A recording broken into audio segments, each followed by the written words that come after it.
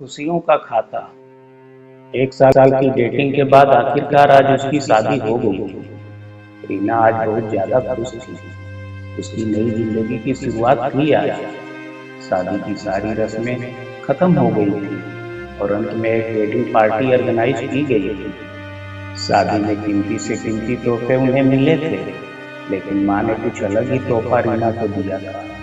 माँ ने रीना को एक नई बैंक की पासबुक दी और कहा, बेटा यह सेविंग अकाउंट मैंने तुम्हारे नाम पर खोला है और इसमें 1 लाख जमा कर दिए हैं। माँ ने आगे कहा, मेरी प्यारी बेटी, इस पासबुक को लो और इसे अपनी शादी की उन खूबसूरत यादों की तरह रखो जो तुम्हें जिंदगी भर याद रहेगी।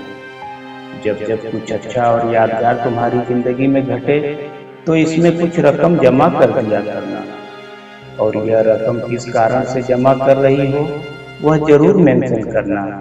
जितनी ज्यादा खुशी का दिन होगा उतने ज्यादा पैसे तुम इसमें जमा कर सकती थी।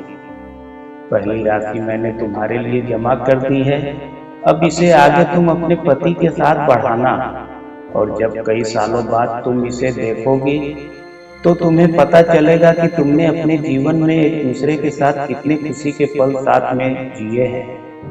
रीना ने बाद में यह बात अपने पति को भी बताई। दोनों को यह सुझाव बहुत ही पसंद आया और अब वह दोनों ही उस वक्त का इंतजार करने लगे जब इस खाते में कुछ पैसे जमा करा पाए। महीनों बाद उनकी पासबुक कुछ इस तरह से दिखने लगी। 20 जनवरी 10,000 जमा किया। शादी के बाद जब पति का पहला बर्थडे मनाया। 26 फरवरी को 20,000 जमा किया जब पत्नी को नौकरी मिली। 27 मई को 20,000 जमा किया जब छुट्टियों में शिमला घूमने गए थे। 5 जून को 40,000 जमा किया जब रीना मां बनने वाली थी। 24 जुलाई को 45,000 जमा किया जब पति को प्रमोशन मिला, और ये सिलसिला आगे बढ़ता रहा। पर जैसे जैसे समय बीतने लगा, साल बढ़ने लगे, दोनों में झगड़े होने लगे। छोटी सी छोटी बातों पर वे अक्सर एक दूसरे के साथ बहस करते, कभी कभी बिना बात के ही झगड़ा करने लगते। धीरे धीरे दोनों के बीच बातें बंद हो गई। वह दोनों ही अब अपने शादी के फैसले पर पछताने लगे। दोनों को ही ऐसा लगने लगा कि उन्होंने दुनिया के सबसे घटिया इंसान से शादी की है। शायद उनके बीच का वह प्यार कहीं गुम हो गया था जो पहले था। एक दिन रीना ने अपनी माँ से बात की, माँ अब हम साथ नहीं रह सकते। हम दोनों ने ही यह फैसला लिया है कि अब तलाक लेकर अलग हो जाएं। मुझे समझ में नहीं आ रहा है कि मैंने ऐसे इंसान के साथ शादी करने का फैसला कैसे लिया था। उसकी माँ ने कहा, बिल्कुल इसमें कोई बड़ी बात नहीं है, तुम वही करो जो तुम्हारा दिल कहता है।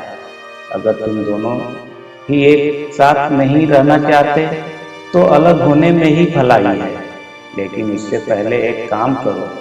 तुम्हें वह पासबुक याद है जो मैंने तुम्हें तुम्हारी शादी के दिन दी थी? सबसे पहले उस खाते में जमा सारे पैसे निकाल लो और उन्हें खर्च कर डालो। तुम्हें ऐसी कमजोर शादी का कोई भी रिकॉर्ड नहीं रखना चाहिए। रीना अपने माँ की बात से सहमत थी, इसलिए वह वहां से सीधे बैंक चली गई और बैंक में लाइन में लग गई ताकि उसे अकाउंट को बंद करवा सके। जब वह लाइन में खड़े होकर इंतजार कर रही थी, तब उसने एक नज़र उस पासबुक के अंदर लिखे रिकॉर्ड पर डाली।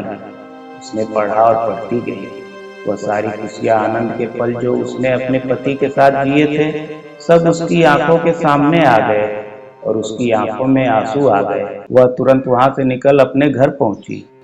रीना ने घर पहुंचकर सबसे पहले वह पासबुक अपने पति के हाथों में रखी और बोली कि तलाक लेने से पहले इस खाते में जमा सारे पैसे खर्च कर दो और इस खाते को बंद कर दो।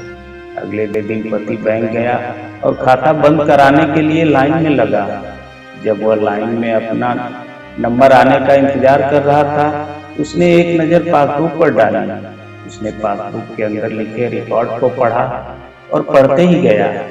भूतकाल में अपनी पत्नी के संग जिए वो खुशियों के पल, वो सुंदर यादें, वो प्यार के पल उसके नजरों के सामने किसी मूवी की तरह चलने लगे।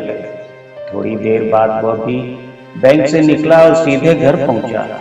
घर पहुंचकर पासबुक उसने रीना के हाथ में रख दी।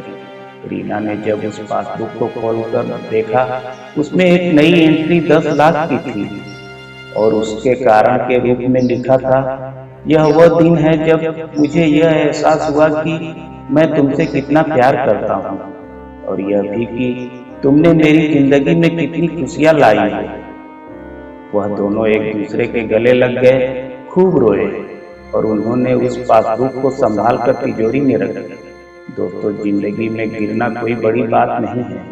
जब आप किसी भी कारण से गिरते हो तो आपको हमेशा कहाँ गिरे हो उससे ज्यादा गिरने से पहले आप कहाँ थे वह याद रखना चाहिए।